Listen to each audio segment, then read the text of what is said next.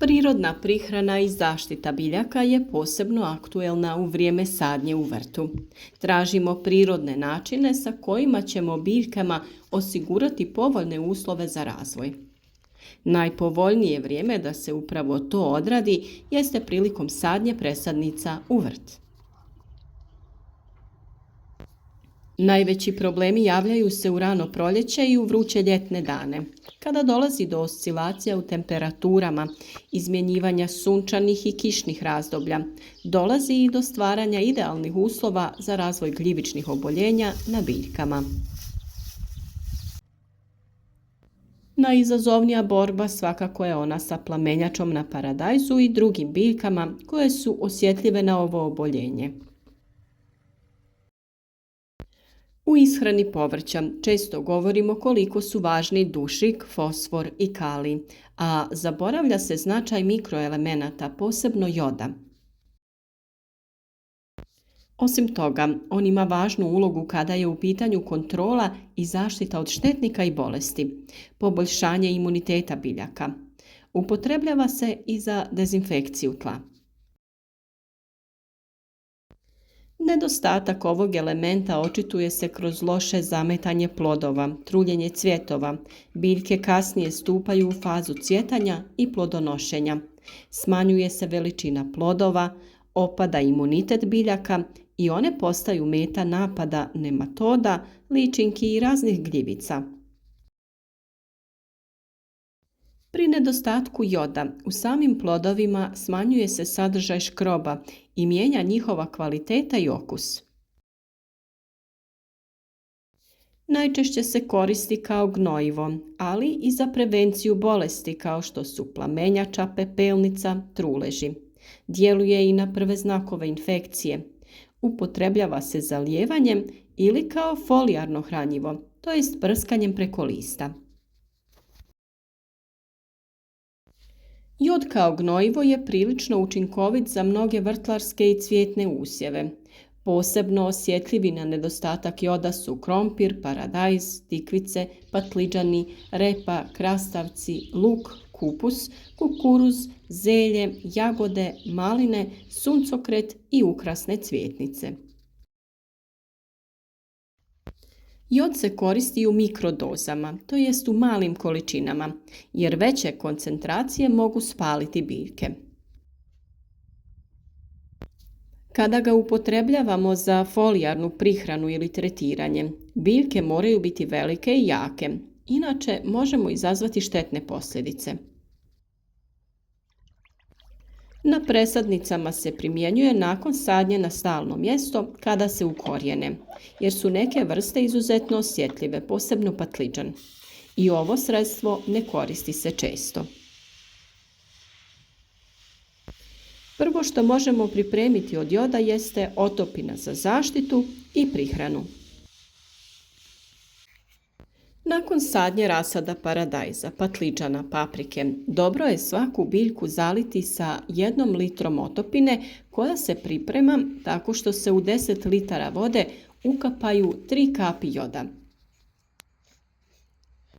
Na taj način spriječiti ćemo razvoj različitih gljivica u tlu. Spore gljivica koje uzrokuju plamenjaču zadržavaju se upravo u tlu i kada se stvore pogodni uslovi prelaze na biljku i napadaju je. Pojavu ovog oboljenja zato prvo primjećujemo na najnižim listovima na biljkama.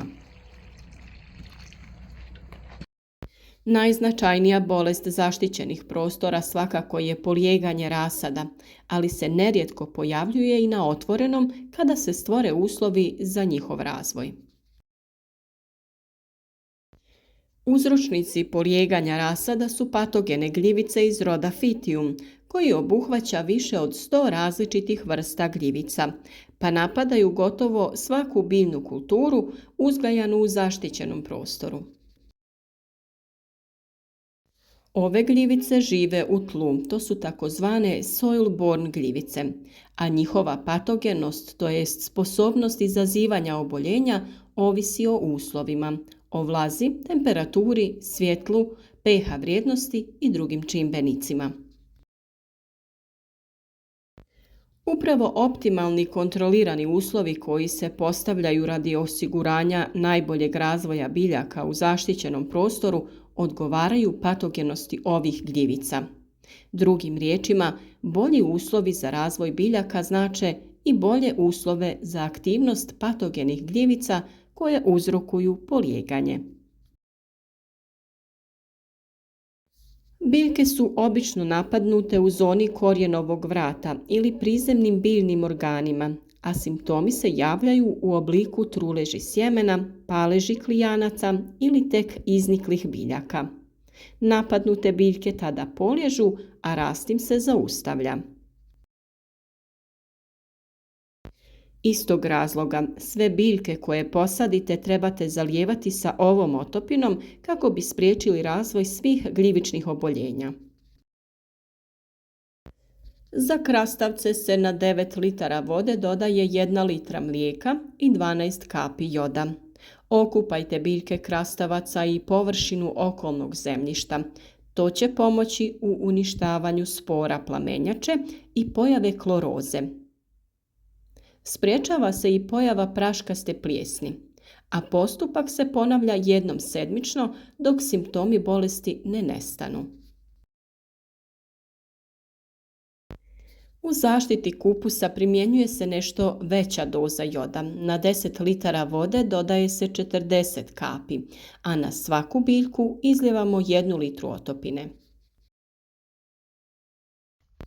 Može se koristiti i kao folijarno gnojivo, ali tada koristimo blažu otopinu od 5 kapi u 10 litara vode.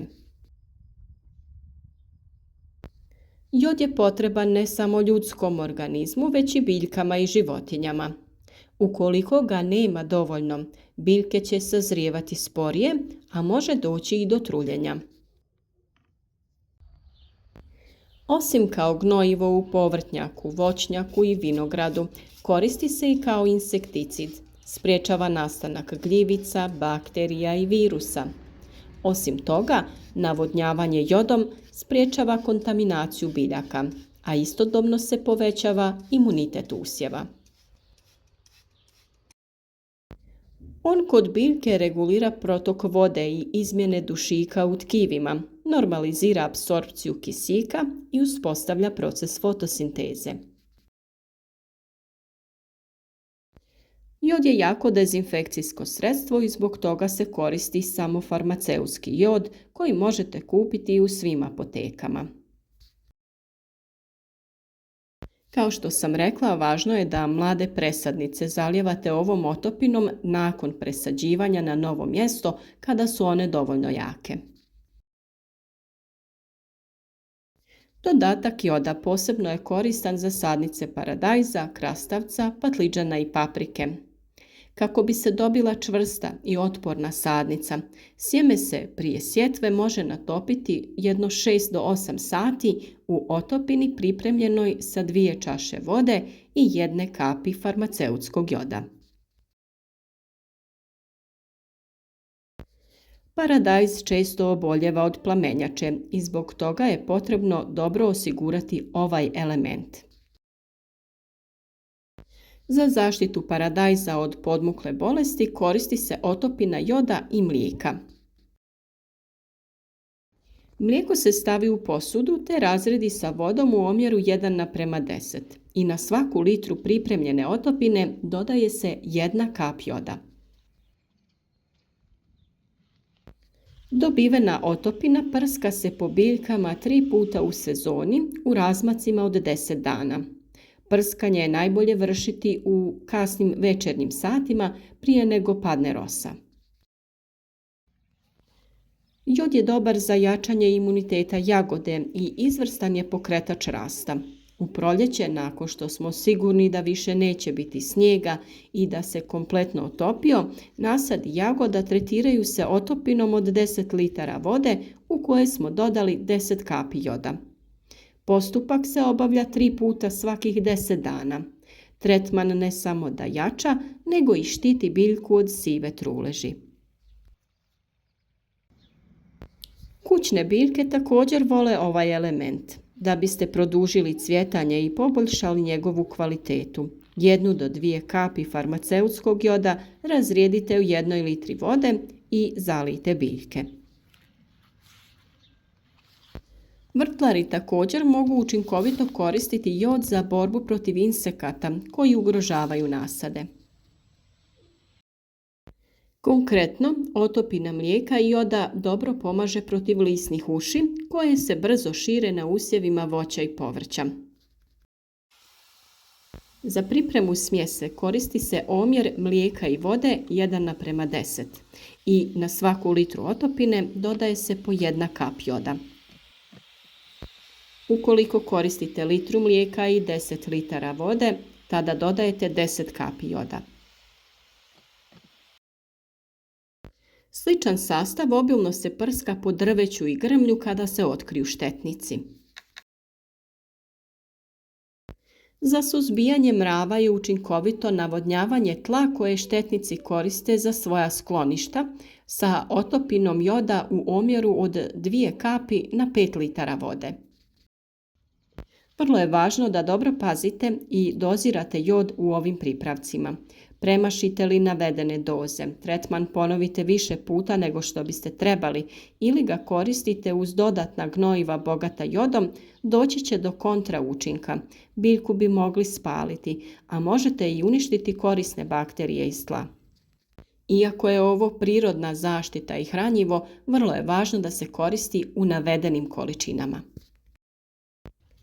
Jod u sastavu proteina i aminokiselina sudjeluje u sintezi, metaboličkim procesima vode i dušika, sudjeluje u disanju biljaka, prirodni antiseptik, djeluje protiv većine virusa, bakterija i gljivica koje ugrožavaju normalan razvoj biljnih kultura. Također biljke moraju održavati potrebnu razinu joda tokom razdoblja formiranja pupova i plodova. Nadamo se da vam je ovaj savjet bio koristan i da ćete se i dalje družiti s nama na našem kanalu, podržati naš rad sa lajkom ili podijeliti video sa prijateljima kako bi i oni imali koristi od naših savjeta.